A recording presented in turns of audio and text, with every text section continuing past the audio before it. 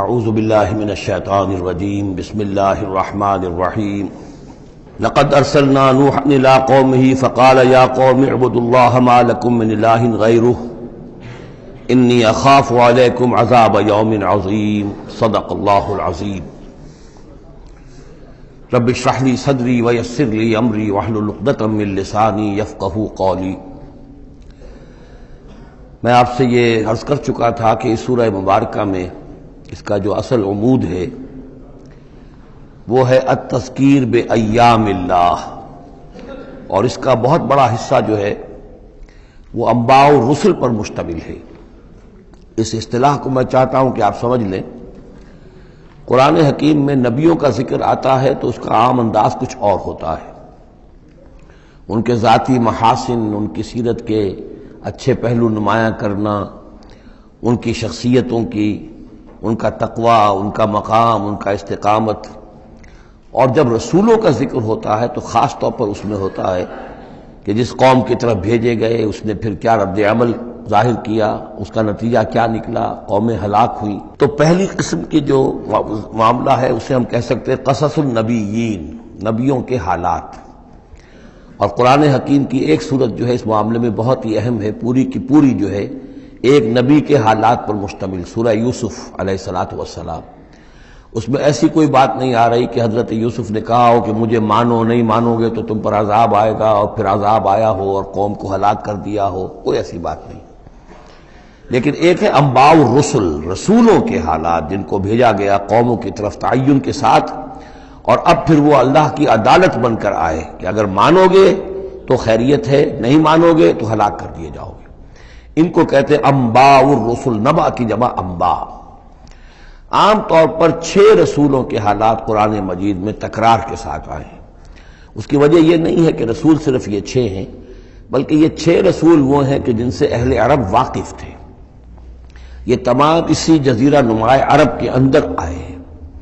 جزیرہ نماء عرب کا نقشہ اپنے ذہن میں لے آئیے کہ جو پیننسولا ہے، عربین پیننسولا، نیچے سے چوڑا ہے، یمن سے لے کر حضر موت وغیرہ کی طرف بہت چوڑائی ہے، لیکن پھر یہ شمال کی طرف دونوں طرف سے، مشرق سے بھی شمال مغرب کی طرف جا رہی ہے، یہ خلیج فارس یا خلیج عربی جو بھی آپ اسے کہیں، پرشین گلف۔ اور ادھر یہ جو جا رہا ہے ریڈ سی، یہ ریڈ سی جو ہے اوپر جا کر پھر 2 کھاڑیوں میں تقسیم ہو جاتا ہے، ایک خلیج سویس ہے اور ایک خلیج عقبہ ہے۔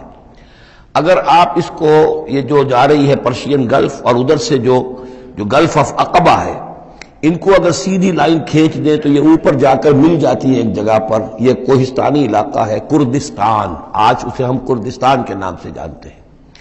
یہ جو ٹرائنگل بن گئی، بیس پورا جزیرہ نماء عرب کا، اور ادھر سے مشرقی ساحل اس کا گلف کے ساتھ ہوتے ہوئے، اور پھر وہ لائن جو آپ نے کھینچی ہے جو جا کر اوپر مل گئی کردستان میں، ادھر سے وہ ریڈ سی چلا آ رہا ہے، بحیرہ قلزم، اور اس میں سے 2 کھاڑیوں میں سے جو مشرقی کھاڑی ہے خلیج عقبہ، اس کو لے کر سیدھا اگر آپ نے جوڑ دیا تو ٹرائنگل جو بنی ہے، اس ٹرائنگل پر وہ تمام اقوام تھیں کہ جن کی طرف اللہ تعالیٰ نے ان 6 رسولوں کو بھیجا ہے کہ جن کا ذکر قرآن میں ہے۔ اس کی وجہ یہ ہے کہ جزیرہ نماء عرب تو جزیرہ نما کہلاتا ہی ہے، لیکن اس کے اوپر بھی اس ٹرائنگل کے اندر جو 2 ملک آتے ہیں ان میں سے ایک کا نام عراق ہے، ایک کا عرب، ایک کا شام ہے، لیکن اصل میں یہ بھی ملک عرب ہی کے حصے ہیں، عراق عرب، شام عرب، اور الجزیرہ، یہ جزیرہ کہلاتا ہے، جزیرہ نما جو نیچے ہے، اور پھر عراق عرب مشرق میں، شام عرب۔ اب اس میں نوٹ کیجئے کہ سب سے پہلے رسول جن کا قرآن ذکر کرتا ہے وہ حضرت نوح علیہ السلام ہے۔ اندازہ یہ ہے، واللہ عالم، ان چیزوں کو یقین کے ساتھ نہیں کہہ سکتے، کہ یہ حضرت آدم کے تقریباً 2000 سال بعد ہیں۔ اور یہ جو ٹرائنگل کا ایپیکس ہے، اوپر کا قلعہ، یہاں یہ قوم آباد تھی جہاں حضرت نوح علیہ السلام بھیجے گئے۔ اس وقت تک نسل انسانی صرف یہی تھی، اور پوری دنیا میں کبھی نسل انسانی پھیلی نہیں تھی۔ اس علاقے میں حضرت نوح علیہ السلام کی قوم تھی، یا پوری نسل انسانی تھی، وہاں حضرت نوح علیہ السلام بھیجے گئے، وہیں وہ عذاب آیا۔ اسی پر اوپر چل کر جو ہے وہ پہاڑی بھی ہے، ارارات کی پہاڑی جو ہے، جو کوہ جودی، جس پر کہ جا کر ان کی کشتی ٹکی ہے۔ جب پوری قوم ان کی ختم کر دی گئی، حضرت نوح علیہ السلام کی دعوت پر وہ ایمان نہیں لائے اور پوری کی پوری قوم کو ہلاک کر دیا گیا، صرف چند لوگ بچے، تو اب ان کے 3 بیٹوں سے نسل انسانی چلی۔ ایک بیٹا جو سام ہے وہ جنوب کی طرف اتر گیا، عراق کی طرف. یہ حضرت سام کی نسل کی اب یہ گویا کہ یہ مرکز بن گیا، اور اسی سے سامی قومیں وجود میں آئیں. ان سامی قوموں ہی میں سے ایک قوم عاد ہے کہ جو جزیرہ نما عرب کے بالکل جنوب میں چلا گیا، جو اس وقت بڑا سخت ریگستان ہے، بہت ہی یعنی انتہائی خوفناک قسم کا ریگستان. لیکن اس زمانے میں یہ بڑا سرسبز و شاداب علاقہ تھا. یہاں قوم عاد آباد تھی، ان کی طرف حضرت ہود بھیجے گئے. حضرت ہود کی دعوت کو اس قوم نے رد کیا تو یہ بھی ہلاک کر دی گئی. ان کے بچے کچھ لوگ اور حضرت ہود جو ہے پھر وہاں سے نقل مکانی کر کے اس ٹرائنگل کا جو مغربی جو سائڈ ہے اس کے ساتھ ساتھ ہو کر سمود کا علاقہ جو ہے وہ جزیرہ نما عرب کا شمال مغربی گوشہ ہے، خلیج عقبہ سے نیچے اور مغربی ساحل کے ساتھ ساتھ یہ سمود کا علاقہ ہے.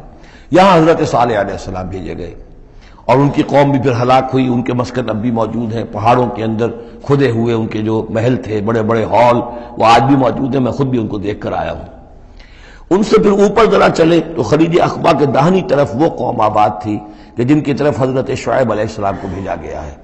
یہ ہے وہ علاقہ ان کا کہ جن کو الی مدین اخاہم شعیب مدین کا علاقہ ہے. اس سے ذرا آگے چلتے ہیں تو ڈیڈ سی آ جاتا ہے، اور یہ ڈیڈ سی کے ساتھ وہ اس کے ساحل پر وہ شہر آباد تھے سدوم اور عمورہ کہ جہاں حضرت لوط علیہ السلام بھیجے گئے. تو گویا کہ یہ ساری اقوام جن کا ذکر ہو رہا ہے وہ اسی ٹرائنگل پر ہیں، سوائے ایک جو قوم فرعون ہے وہ ذرا اس ٹرائنگل سے ہٹ کر سرائی پیننسولا سے باہر نکل کر مغرب کی طرف وہ مصر میں بھیجے گئے ہیں حضرت موسیٰ علیہ السلام فرعون کے پاس. یہ نقشہ ذہن میں رکھ لیجئے. زمانی اعتبار سے یہ کہ حضرت نوح علیہ السلام پہلے رسول ہیں، پھر حضرت ہود، پھر حضرت صالح، پھر حضرت ابراہیم علیہ السلام کی بعثت ہوئی ہے. لیکن ان کا معاملہ انباء الرسل کا نہیں ہے بلکہ قصص النبیین کے انداز میں قرآن میں بیان ہوا ہے. ان کے بھتیجے ہیں جو حضرت لوط علیہ السلام، ان کو بھیجا گیا ہے. یہ جو عبورہ اور صدوم کی بستیاں تھیں انہی کے ایک بیٹے تھے مدین جن کی اولاد میں حضرت شعیب کی بعثت ہوئی ہے. انہی کے بیٹے حضرت اسماعیل تھے جن کو آباد کیا ہے حجاز میں، اور حجاز میں حضور صلی اللہ علیہ وسلم کی بعثت ہوئی ہے. انہی کے بیٹے حضرت اسحاق تھے جن کو آباد کیا فلسطین میں. ان کے بیٹے حضرت یعقوب تھے جن سے بنی اسرائیل کی نسل چلی ہے. یہ سارا اپنا ذہن میں رکھیے. اب چلیے، لقد ارسلنا نوحا الی قومہ، ہم نے بھیجا تھا نوح کو اس کی قوم کی طرف. فقال، تو اس نے کہا، یا قوم اعبدوا اللہ، اے میری قوم کے لوگوں اللہ کی پرستش اور بندگی کرو. ما لکم من الہ غیرہ، تمہارا کوئی معبود اس کے سوا نہیں ہے. انی اخاف علیکم عذاب یوم عظیم، مجھے اندیشہ ہے تم پر کسی بڑے دن کے عذاب کا. یعنی اگر باز نہ آئے اپنے شرک سے اور مشرکانہ افعال سے تو بڑا عذاب آئے گا. قال الملأ من قومہ، تو اس کی قوم کے سرداروں نے کہا، انا لنراک فی ضلال مبین، ہمارا تو خیال ہے کہ تم کہیں بھٹک گئے ہو، گمراہ ہو گئے ہو، تمہارا دماغ خراب ہو گیا ہے. قال یا قوم لیس بی ضلالۃ، انہوں نے پھر کہا نرمی کے ساتھ، اے میری قوم کے لوگوں، میں بہکا نہیں ہوں، میں بھٹکا ہوا نہیں ہوں، میرا جو ہے دماغ چل نہیں گیا ہے.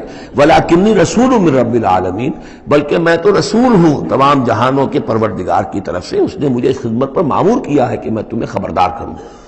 ابلغکم رسالات ربی، میں تو تمہیں پہنچا رہا ہوں اپنے رب کے پیغامات. وانصح لکم، اور میں تمہارا خیر خواہ ہوں، تمہاری بھلائی چاہتا ہوں، آنے والے عذاب سے تمہیں بچانے کی فکر کر رہا ہوں. وَأَعْلَمُ مِنَ اللَّهِ مَا لَا تَعْلَمُونَ، اور مجھے اللہ کی طرف سے وہ کچھ چیزیں معلوم ہیں جو تمہیں معلوم نہیں ہیں. جو دن آنے والے ہیں وہ اس کا مجھے تو اندازہ ہے کتنی بڑی تباہی آنے والی ہے. اب عجبتم، کیا تمہیں بہت تعجب ہو گیا، ان جاءکم ذکر من ربکم، کہ تمہارے پاس تمہارے رب کی طرف سے ایک یاد دہانی آ گئی ہے. علی رجل منکم، تم ہی میں سے ایک فرد کے اوپر اللہ نے وہی بھیج دی، میں تم ہی میں سے ہوں، تمہاری قوم کا فرد ہوں. لینذرکم، تاکہ وہ تمہیں خبردار کر دے. ولتتقوا، اور تاکہ تم بچ سکو. ولعلکم ترحمون، اور تاکہ تم پر رحم کیا جائے. فکذبوہ، تو انہوں نے اسے جھٹلا دیا. فانجیناہ والذین معہ فی الفلک، تو بچا لیا ہم نے اس کو اور جو اس کے ساتھی تھے. اور یہ بعد میں معلوم ہوگا بہت ہی کم لوگ تھے جو ایمان لائے 950 برس کی دعوت کے باوجود. ہم نے ان کو بچا لیا کشتی میں. وَأَغْرَقْنَا الَّذِينَ كَذَّبُوا بِآيَاتِنَا، اور غرق کر دیا ان کو جنہوں نے ہماری آیات کا انکار کیا تھا، جھٹلایا تھا. إِنَّهُمْ كَانُوا قَوْمًا عَمِينَ، یقیناً وہ اندھے لوگ تھے، ایسی قوم تھی کہ جن کی آنکھیں جو ہیں وہ اندھی ہو گئی تھیں. اب یہ دوسری قوم ہے، قوم نوح ہی میں سے بچے ہوئے ان کے 3 بیٹوں میں سے حضرت سام کی اولاد میں عاد ایک بڑی شخصیت ابھری، اس سے پھر ایک پوری قوم وجود میں آئی۔ وَإِلَىٰ عَادٍ أَخَاهُمْ هُودًا، اور قوم عاد کی طرف ہم نے ان کے بھائی حضرت ہود علیہ السلام کو بھیجا۔